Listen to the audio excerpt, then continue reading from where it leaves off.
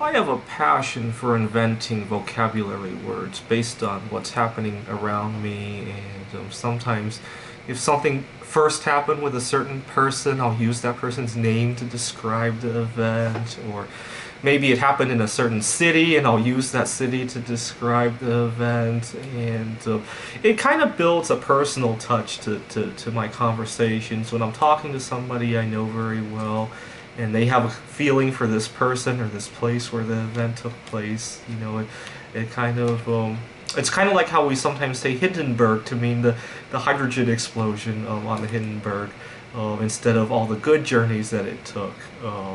And I do that in my own personal life as well. Most notably, the first major word that I ever invented was obviously the word Nikita. And what had happened was that I used to have the misconception that there were multiple species of humans. And my my third year at CMU, I met East European girl, and I worried that she might not like me because we were different species and wouldn't be able to have children. So this would be purely just for fun. This wouldn't we wouldn't be able to start a family. And that worried me. I didn't want to have children, so it didn't bother me, but it worried me that it might bother her. And one day I was watching a music video of Elton John's song Nikita, and I was like, oh yeah, that's another story like that. And so from then on, East European girls became Nikitas. And actually, I was watching World Idol that year. This was when Kelly Clarkson from American Idol was competing against all the other idols around the world, and Nikita was already well established. I started calling all my friends, did you vote for Nikita? Did you vote for Nikita? We were voting for the Polish idol, Alicia Janazi from Poland, and but I was calling her Nikita. Did you vote for Nikita? And I must have voted for Nikita 100 times that night. I remember going to every phone and voting for her. Okay, and then a few years after that, I was going to the University of Pittsburgh, and we have what's called print quotas. They gave you 500 pages to print every year, and my friend had accidentally stolen somebody's print quota. We had gone to a computer lab, and he was anxious to print out his assignment, and he sat down. He didn't realize the computer was already logged in, and he started printing his assignment, and then he went to the printer to look for them, and he couldn't find them because obviously they weren't under his name. And he was going back to his computer to try to print them again, and then he realized he was logged on to somebody else's name. And then he went back to the printer and looked for the printout, and he found them. And then he told me, look, I accidentally jiffed this guy. And I'm wondering what he means by jiff. And it turns out that the person that he accidentally stole the print quota from his username was Jiff, J-I-F-4. And he got a little tongue-tied. I think he meant to say that he gypped this person, but he got a little tongue-tied when he said that he gypped Jiff. And so he ended up saying that I jiffed this guy. And so from then on, every time we were stealing something, we were scamming somebody, we called it jiffing. Hey, look, I jiffed the coin dealer so much money. I jiffed this guy, selling him my car. We kind of used jiff for that purpose from then on.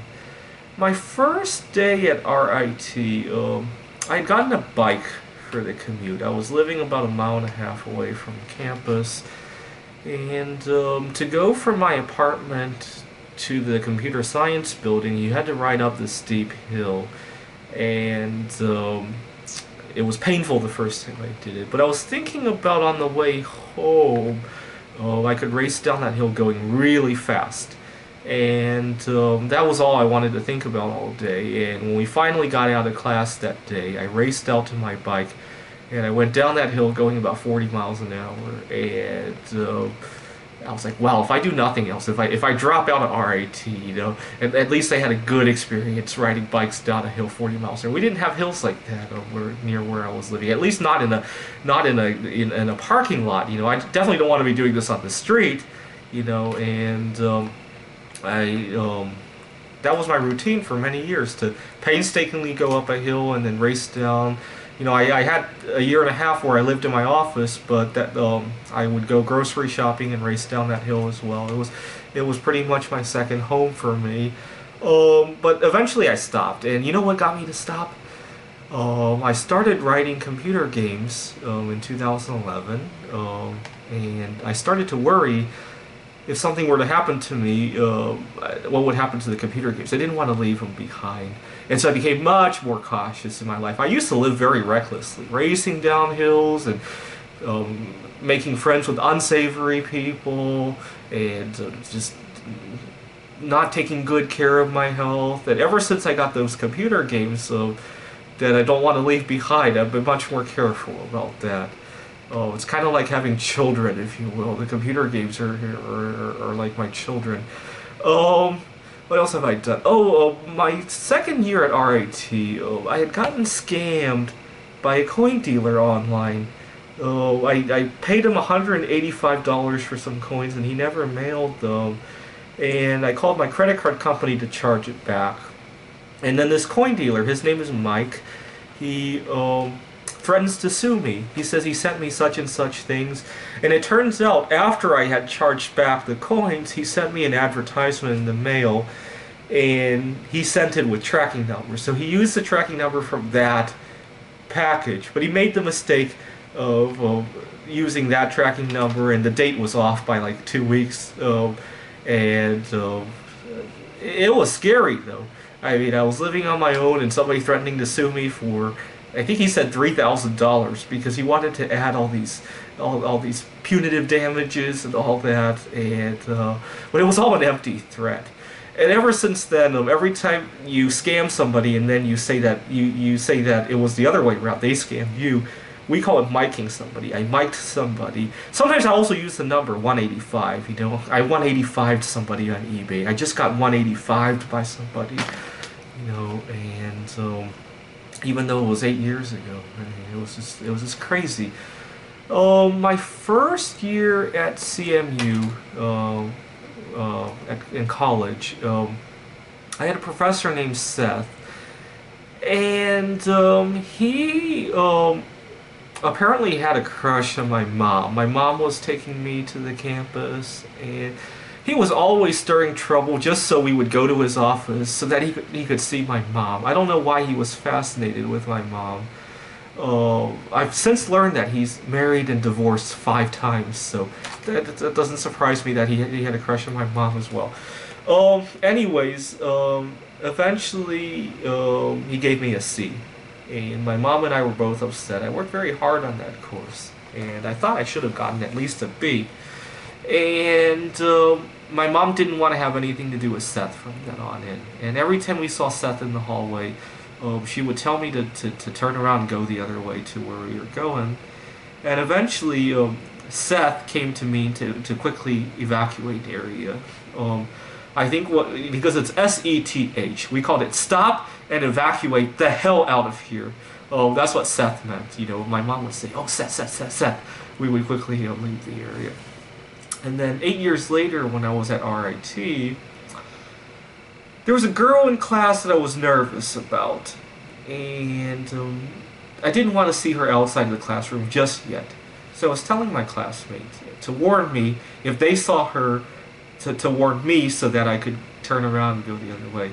I told them, well, how about when you see her, just say Seth.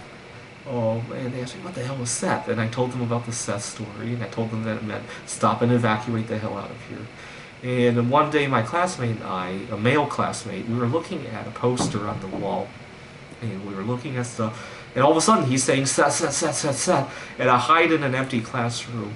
And I let her pass, and then I come back out to look at the poster again with him. And he made a fool of himself, screaming Seth. I mean, the girl didn't know what Seth meant, obviously. And he really made a fool of himself. And he really hated me after that for making him scream Seth in front of the girl. And eventually, I got the courage to go up to her, and I actually had sex with her. I lost my virginity to her, actually. The thing that fascinated me about her was that she was very overweight, and I was fascinated with the idea of getting on top of her and jumping up and down. And I eventually got my wish, but it was quite disappointing.